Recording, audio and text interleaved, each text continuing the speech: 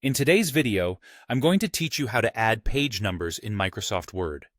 Whether you're preparing a report, a manuscript, or a school assignment, page numbers keep everything organized and easy to reference.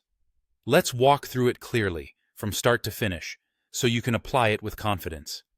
First, open your document in Word. Make sure the content you want numbered is ready, or at least that your document is set up the way you like. You can add page numbers at any time, but it's easiest once your basic layout is in place.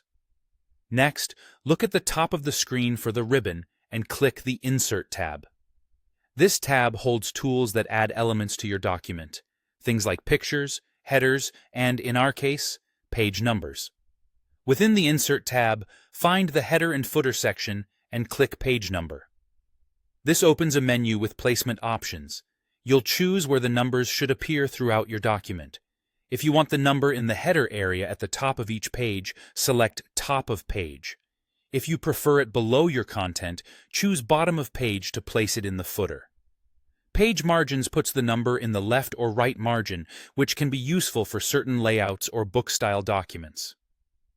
Current Position inserts the number exactly where your cursor is right now, which is helpful if you've already placed a header or a footer and just want to drop the number into that spot without changing the rest of the setup. After you choose a location, you'll see a gallery of styles. These include simple options like plain numbers, as well as variations with alignment, left, center, or right, and small bits of formatting. Pick a style that matches the tone and formatting of your document. Word automatically applies the numbering to every page and keeps the count correct as your document grows or changes. When you're satisfied with the placement and style, you'll be in the header or footer editing mode.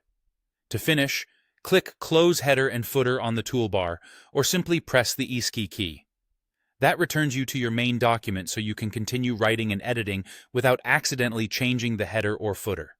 That's all there is to it. If you want to adjust the placement or try a different style, just repeat the same steps and choose another option. With these simple choices, your document will look cleaner, more professional, and much easier to navigate.